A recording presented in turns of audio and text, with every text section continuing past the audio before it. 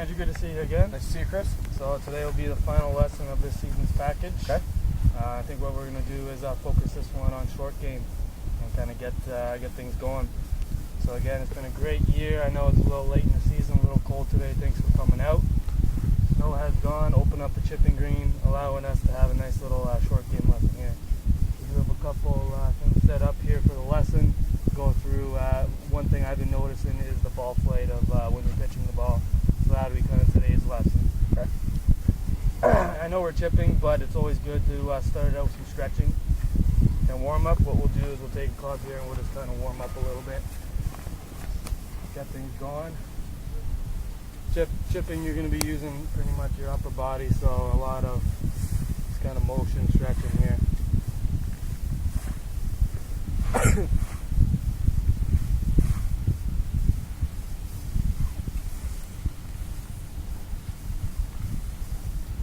So how the last 2 weeks been all right? Good, yeah. I mean, just with chipping, I'm just, I'm kind of blading everything, and I'm not quite getting the distance control that I want out of it.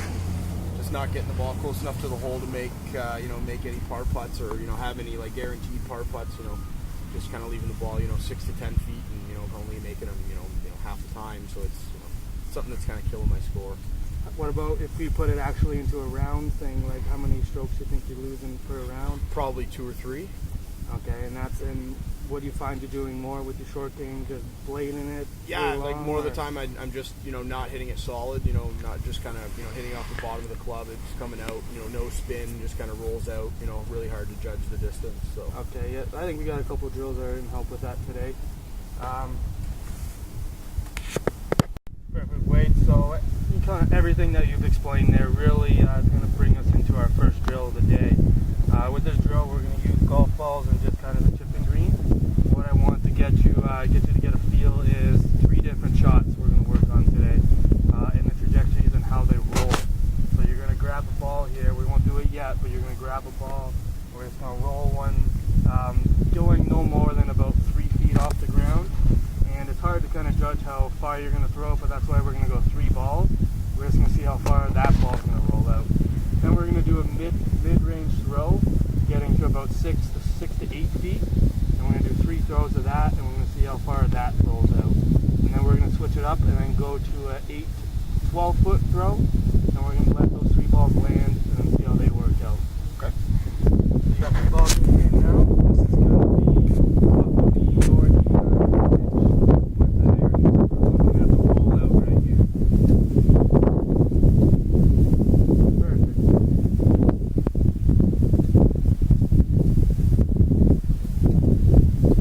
Now, biggest 3 points of this here when you do that, when you're about to hit the shot, the one thing is you want to do is read the green. Here you're going to be getting it on the green a lot quicker, and the ball is going to be rolling, so you're judging a lot of the roll. So there you got to see the ball roll out to the right. This is great for controlling distance of a shot. You want to grab 3 more balls. So with this here, again, we're going to go about 6 to 8, and this would be almost like a stand wedge or a pitching wedge, getting it up. Focus on how that ball rolls out now.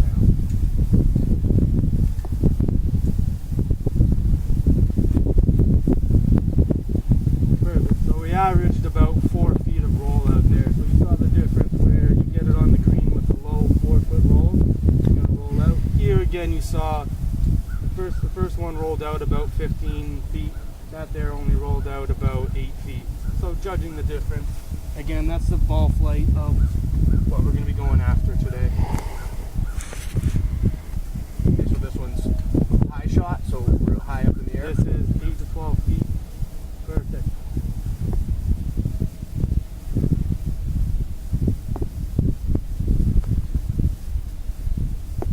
Perfect, and then you notice there how there was very little rollout. So, I mean, every shot here, every trajectory can be worked to your advantage or disadvantage. And the biggest thing I think I've seen in your game, you rely maybe a little too much on your 6C and you're trying to pop it up. So today's lesson, we're going to try and go over a couple things that are going to get you a couple different. Okay, perfect. Wait, so what's that club in your hand there? This is a lob wedge. lob wedge, perfect. So I'm not going to give too much instruction here. We're going to explore a little bit. Explore hitting your sand or your 60-degree lob wedge, a sand wedge, and then an 8-iron.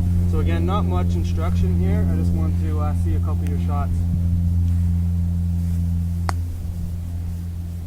See, now that's kind of what I'm having a problem with, is I'm, just kind of, blading it, and sometimes, even if I catch it kind of, like that too as well, like, it just doesn't quite come out like I want it to. Yeah, perfect. Later on we'll do a couple drills and I'll be able to describe a couple things. That there, so now a lot of times with the 60, you see what problem you're going to run into there? Yeah. Okay.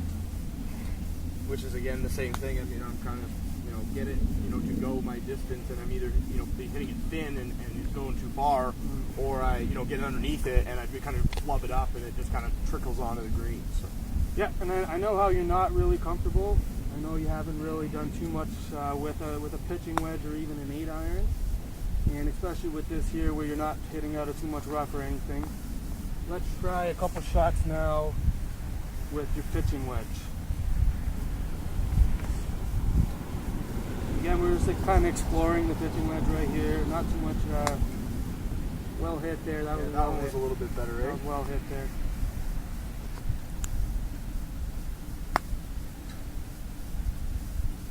How did that feel though with the pitching wedge?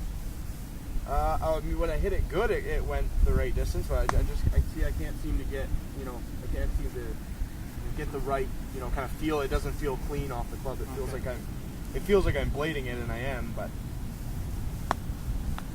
Perfect. We got a couple drills for that. Again, this is just a little exploring. I want to put a couple clubs in your hand here.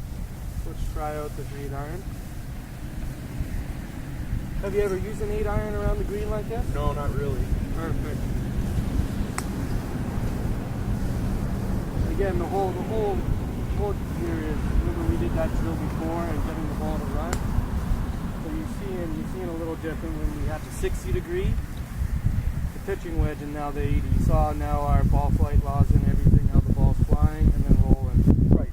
So with this 8-iron here, like so, the ball's going to get on the green, and we're going to. And then just kind of rather than having to carry it all the way there. And I mean, what I've seen, what you're struggling is you're taking that 60 and you're just doing too big of a swing. So this 8-iron here, what we're going to show today, is going to be able to simplify your swing up and be able to have a little more results per game.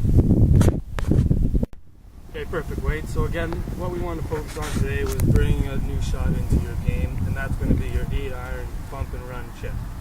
So a couple key things that you're going to need in this here.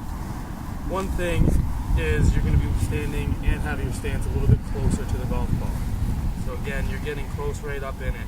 I noticed before your hands were pretty much parallel with your sternum here. So again, one thing I want you to do, and it's going to take a lot of adjustment, a lot of time, not only today but kind of after the round, after the lesson, practicing, getting out there and practicing. Okay. But one of my main things here is we need to get your hands forward a little bit. Okay. What this is going to do, it's going to shut down the face. I know we're hitting an 8-iron, but it's a lower lofted club, but we just want to shut it down a little bit more. Now with this stroke here, with the 60 degree, I know you're used to taking a bigger swing. With this 9-iron pitch, it's almost like you're coming to a 9 o'clock, and then you're following through to a 3 o'clock. What you can think about it is almost like a long putting stroke, is the best way I can kind of describe it there. So again, you'd be taking it back to about here with your hands forward. Now if you ask, where do I put my weight on it? Right here. You're going to want to have about, if I can put a ratio to it, 60% of your weight is going to be on your front lead foot, 40% of your weight on your back foot. This here is just going to make sure your momentum is through the ball. Now, where do you want to look at and where do you want to hit on the ball here? Again, that is going to be the main thing, keeping your head down, looking down at it, and focusing on that point of ball that you want to impact. Where you want to impact is right at the back of the ball right here. You don't want to be hitting ground, you're going to flub it, or you want to be hitting all ball. So again, with the 9-iron, again, we're also going to have not a wide stance, not a short stance, but about 8 inches. This here gives yourself a firm base. And going back to it, you want to have everything 60-40 split, the ball in the middle of your stance. Okay, so main things are keep the hands forward. Yep. Keep the weight more on the left side than the right. Exactly. Or lead foot, I guess. And then hands forward, and then not take as big of a swing. Make sure you're hitting the ball solid. Exactly. With the bigger swing, you're bringing a little bit more air into the shot as well. Yeah, so the margin for error is a little bit bigger. Exactly. Okay. So here is just the hands forward. Okay. Yeah. So that Cool. there worked out very well. Again, now this here, when you're approaching it before a shot, first thing you want to do is read the green. Right. Like you said before, because it's going to be traveling along the ground, it's going to be taking more of the break. Exactly. There that you saw it go through, but again, distance was pretty good there. But if we had it aimed right, which helps out a lot. Okay. So again, I always want to get you to hit a couple here. Again, what are those main factors that we're looking for? Okay, so you want to make sure that my hands are forward. Exactly. Okay, then I take a narrow stance.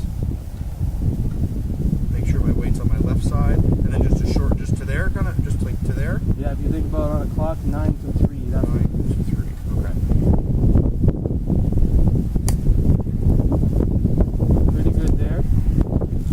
Still hit it a little bit thin though, eh? A little bit thin. So maybe a little bit more weight on my left side. Does that take away the blade a little bit? You got that. Okay.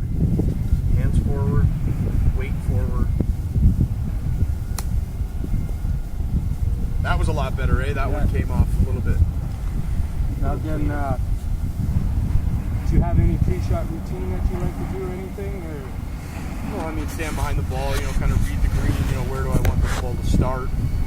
Draw a line, so there's no, for example, I would want to start this, maybe 2 feet out to the left of the hole, so step over it.